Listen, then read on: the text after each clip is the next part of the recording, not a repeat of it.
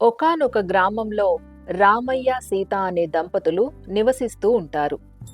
రామయ్య ఇంట్లో నుండి వెళుతుండగా సీతమ్మ అతడిని ఆపి, యాండి, ఇప్పుడే కదా పొలం పని ముగించుకొని వచ్చారు. అప్పుడే మళ్ళీ ఎక్కడికి బయలుదేరుతున్నారు? ఏం లేదు సీత, మన పొరుగువాడు సూరయ్య వాళ్ల పాక మీద చెట్టుకొమ్మ విరిగిపడింది. అతను ఒక్కడే ఆ బరువు తీయలేకపోతున్నాడు. వెళ్ళి కాస్త సాయం చేసి వస్తాను. మీరెప్పుడు ఇంతే. మీ సొంత పని ఉన్నా లేకపోయినా ఊర్లో ఎవరికి ఏ అవసరం వచ్చినా మీరే ముందుంటారు. మీరెక్కల కష్టాన్ని అందరికీ ధారపోస్తారు. కానీ మీరొకటి అర్థం చేసుకోవట్లేదు. మనకేదైనా కష్టం వస్తే వీళ్ళంతా ఏవో ఒక సాకులు చెప్పి తప్పుకుంటారు తప్ప ఒక్కరు కూడా ముందుకు రారు. సీత, మనం చేసే ప్రతి సాయం వెనుక ప్రతిఫలం ఆశించకూడదు. వాళ్ళు మనకి తిరిగి చేస్తారా లేదా అన్నది ముఖ్యం కాదు. ఈరోజు నేను వాడికి సాయం చేయగలిగే స్థితిలో ఉన్నందుకు సంతోషించాలి. మంచితనం ఉండొచ్చు, కానీ అది అమాయకత్వం కాకూడదు. లోకం చాలా స్వార్థంగా ఉంది. మీ శ్రమను అందరూ వాడుకుంటారు, కానీ అది మీకు ఎందుకు అర్థం కావట్లేదు? రామయ్య అతని భార్యకు నచ్చజెప్పి అక్కడి నుండి బయలుదేరుతాడు. ఇలా రామయ్య ఊరిలో అందరికీ అతనికి తోచిన సాయం చేస్తూ ఉంటాడు. అదే గ్రామంలో వీరయ్య కూతురు లక్ష్మికి ఊపిరితిత్తుల సమస్య రావడంతో ప్రతి వారం పట్నం ఆసుపత్రికి వెళ్లడం ఆ కుటుంబానికి భారంగా మారింది. ఇంకో 2 రోజుల్లో మనం పట్నం వెళ్ళాలి తులసి. ఖర్చులకు మన దగ్గర ఉన్న డబ్బు సరిపోదు. పట్నం వెళ్ళాలంటే ఆ రోజు మనకి పనుండదు. అటు ఒక రోజంతా ఆదాయం పోతుంది. ఇటు ప్రయాణానికి అప్పు చేయాల్సి వస్తుంది. మనమేమో పనికి వెళ్ళకపోతే ఇంట్లో పొయ్యలగదు. అలాంటిది వారానికి 2 రోజులు ఇలా తిరగాలంటే ఎలా సాధ్యమవుతుంది? మన పాప లక్ష్మీ ఆరోగ్యం బాగుపడాలంటే మనం మరో ఏడాది ఇలా ఇబ్బంది పడక తప్పదు తులసి. అదే సమయానికి అక్కడికి వెళ్లిన రామయ్య, ఏంటి వీరయ్య, చాలా దిగులుగా ఉన్నావు? ఎల్లుండి లక్ష్మిని పట్నం తీసుకువెళ్ళాలి కదా, అన్ని ఏర్పాట్లు చేసుకున్నారా? చేతిలో చిల్లి గవ్వలేదు రామయ్య. అటు పనికి వెళ్ళలేక ఇటు పాపను తీసుకువెళ్ళలేక ఏం చెయ్యాలో అర్థం కావడం లేదు. ఇదిగో వీరయ్య, ఈ డబ్బును తీసుకో. పాపను తీసుకుని పట్నం వెళ్ళిరా. డబ్బు గురించి ఆలోచించి బిడ్డ ఆరోగ్యం పాడు చేసుకోకు. వద్దు రామయ్య, నీకు కూడా ఖర్చులు ఉంటాయి కదా. నా గురించి తర్వాత వీరయ్య, ముందు నువ్వు ఈ డబ్బు తీసుకుని ప్రయాణానికి ఏర్పాట్లు చేసుకో అని వీరయ్యకు జాగ్రత్తలు చెబుతాడు. ఊరి ప్రజలందరూ రామయ్య గురించి చాలా బాగా మాట్లాడుకుంటూ ఉంటారు. ఆ ఊరి జమీందారు భూపతి, రామయ్య, ఎప్పుడూ నీ గురించి మంచి మాటలే వినిపిస్తూ ఉంటాయి. ఇతరుల ఆనందంలోనే నువ్వు నీ ఆనందం కూడా వెతుక్కుంటావని ఊరంతా చెప్పుకుంటున్నారు. నీ మంచితనమే నిన్ను మంచి స్థాయికి తీసుకువస్తుంది రామయ్య అని మెచ్చుకుంటాడు. రామయ్య కూలి పని చేసి వచ్చిన డబ్బును పోగు చేసి తక్కువ ధరకు 1/2 ఎకరం బీడు భూమి కొంటాడు. సాయంత్రం వేళ ఆకాశం నారింజ రంగులోకి మారుతోంది. రామయ్య తను కొత్తగా కొన్న 1/2 ఎకరం పొలంలో బావి కోసం గొయ్యి తవ్వుతున్నాడు. ఆ భూమి చాలా గట్టిగా రాళ్లతో నిండి ఉంది. పొలం గట్టు మీద ఉన్న అతని భార్య సీత, ఏండి, ఇక చాలు. పొద్దున్నే ఎప్పుడో వచ్చారు, ఇప్పటికి పని చేస్తూనే ఉన్నారు. ఈ రాళ్ల భూమిని తవ్వడం మన వల్ల అయ్యే పనిలా లేదు. అయినా ఉన్న కొంచెం డబ్బుని పనికిరాని భూమి మీద ఎందుకు పోసారో నాకైతే అర్థం కావట్లేదు. అలా అనకు సీత.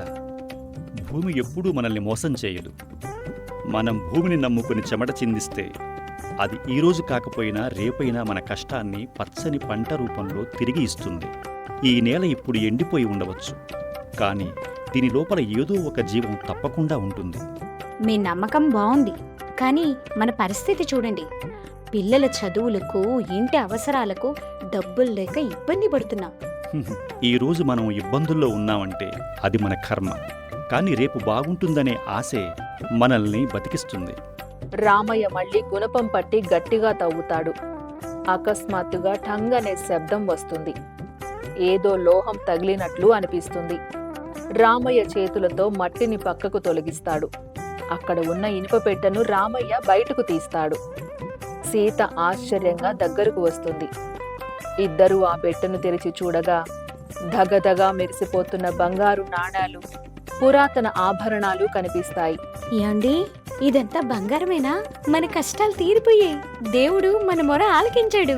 అవును సీత, ఇక మన కష్టాలు తీరిపోయినట్లే అని ఆనందిస్తాడు. రామయ్య పొలంలో మైకా నిక్షేపాలు ఉన్నాయన్న వార్త ఊరంతా వ్యాపించింది. భూగర్భ శాస్త్రవేత్తలు వచ్చి పరీక్షలు చేసి అది చాలా నాణ్యమైన ఖనిజమని తేల్చారు. రచ్చబండ దగ్గర వీరయ్య మరికొందరు రైతులు ఇలా మాట్లాడుకుంటూ ఉంటారు. చూశారా, అదృష్టం అంటే వాడిది. నిన్నటిదాకా మనతో కలిసి మట్టిలో మొహం పెట్టి మన దగ్గర విత్తనాలు అడిగినవాడు ఇప్పుడు లక్షాధికారి అయిపోయాడు. ఆ అబ్రకం నిక్షేపాలు వాడి ఒక్కడికే ఎలా సొంతం అవుతాయి? అది ఈ ఊరి భూమి అంటే మనందరిదీని. అవును మల్లన్న, వాడు మనతో కలిసి పనిచేస్తున్నప్పుడు చాలా సౌమ్యంగా ఉండేవాడు. ఇప్పుడు వాడి ఇంటి చుట్టూ జనం, పెద్ద పెద్ద అధికారులు. వాడు మనల్ని అసలు మనుషులుగా గుర్తిస్తాడా? అదే సమయంలో జమీందారు భూపతి అక్కడికి వస్తాడు. ఏంటి వీరయ్య, అందరూ రామయ్య గురించే మాట్లాడుకుంటున్నారా? ఆరెకరం పొలం కొని ఇప్పుడు వాడు నాకంటే సంపన్నుడైపోయాడు. అయ్యగారు, మీరు ఏదో ఒకటి చెయ్యాలి. ఈ పొలంలో నిధి దొరికితే అది వేరే విషయం, కానీ ఖనిజాలు దొరికాయి అంటే అది ప్రభుత్వానికి లేదా ఊరి మొత్తానికి చెందాలి కదా. అవును, మీరందరూ నాతో కలిసి రండి. ఈ రోజే దీనిపై ఒక నిర్ణయం తీసుకోవాలి. అందరూ కలిసి రాము ఇంటికి వెళతారు. రామయ్య వినయంగా బయటకు వచ్చి అందరికీ నమస్కరిస్తాడు. రండయ్య గారు, నేను ఇక్కడికి నీ మర్యాదలు స్వీకరించడానికి రాలేదు రామయ్య. నీ పొలంలో దొరికిన మైకా గనులు నీ ఒక్కడికి మాత్రమే దక్కకూడదు. అది ఈ ఊరికి సంబంధించింది. నువ్వు దాన్ని ప్రభుత్వానికి అప్పగించాలి, లేదా గ్రామ పంచాయతీకి ఇచ్చేయాలి. బాబుగారు, మీరేమంటున్నారు? ఆ భూమిని నేను కష్టపడి సంపాదించిన డబ్బుతో కొనుక్కున్నాను. చట్ట ప్రకారం అది నా ఆస్తి.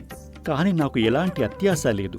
ఆ డబ్బుతో నేను వ్యవసాయ పొలం కొనుక్కుని మిగిలిన డబ్బుతో ఊరికి సాయం చేయాలి అనుకుంటున్నాను. సాయం చేస్తావా? ఎవరికి కావాలి నీ సాయం?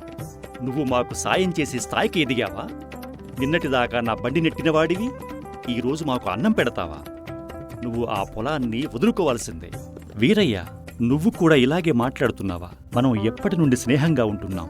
ఇప్పుడు నీకు కూడా నేను పరాయివాడిని అయిపోయానా?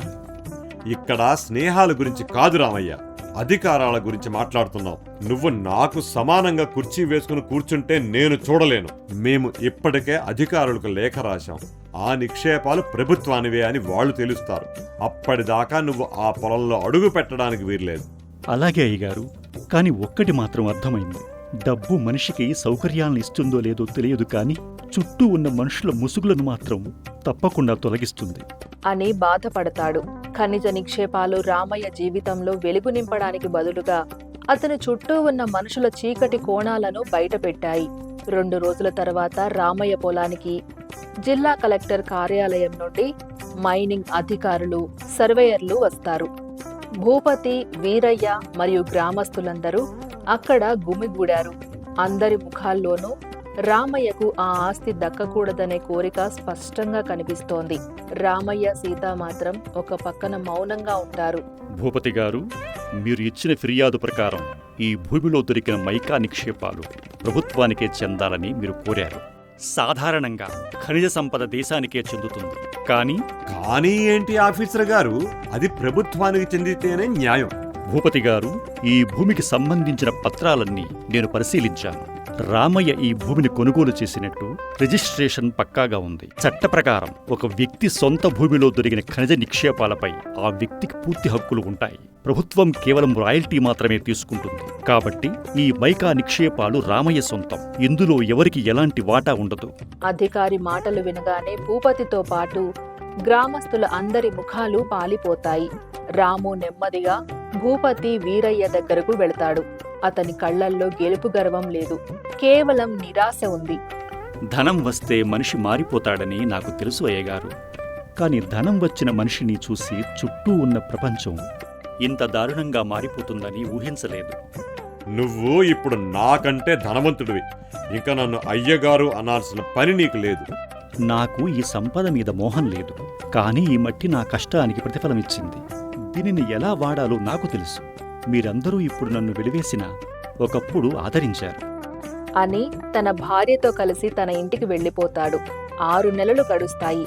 రామయ్య ఊరిలో మంచి వసతులతో కూడిన ఆస్పత్రి నిర్మించి ఒక వైద్యుణ్ణి నియమిస్తాడు. కానీ రామయ్య ముఖంలో ఏదో సాధించాననే తృప్తి కంటే ఒక రకమైన వైరాగ్యం కనిపిస్తోంది. రామయ్య, నన్ను క్షమించు. నీ సంపద చూసి అసూయతో నీకు దక్కకుండా చెయ్యాలని చూశాను. కానీ నువ్వు మాత్రం అదే సంపదతో మా పిల్లల కోసం మా ఆరోగ్యం కోసం ఇంత పెద్ద ఆసుపత్రి కట్టించావు. మేము అందరం నిన్ను కిందికి లాగాలని చూస్తే నువ్వు మా ప్రాణాలను కాపాడే దారి చూపించావు. నిజంగా నువ్వు మనిషివి కాదు రామయ్య, దేవుడివి. అవును రామయ్య, నా అహంకారం నా కళ్ళను కప్పేసింది. నువ్వు నాకంటే గొప్పవాడివి అయిపోయావని కుమిలిపోయాను. కానీ ఆస్తి పెరిగితే మనిషి గొప్పవాడు కాదని, ఆ ఆస్తిని ఇతరుల కోసం ఖర్చు చేసినప్పుడే అసలైన గొప్పతనం వస్తుందని నువ్వు నిరూపించావు. నన్ను క్షమించు రామయ్య.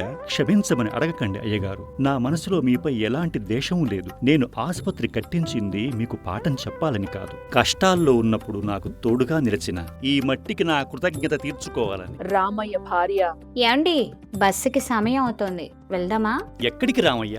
ఇది నీ ఊరు. ఈ ఆసుపత్రి నీది, ఈ జనం నీవాళ్ళు. ఈ ఆసుపత్రి ఇప్పుడు ఈ ఊరిది వీరయ్య. నా బాధ్యత తీరిపోయింది.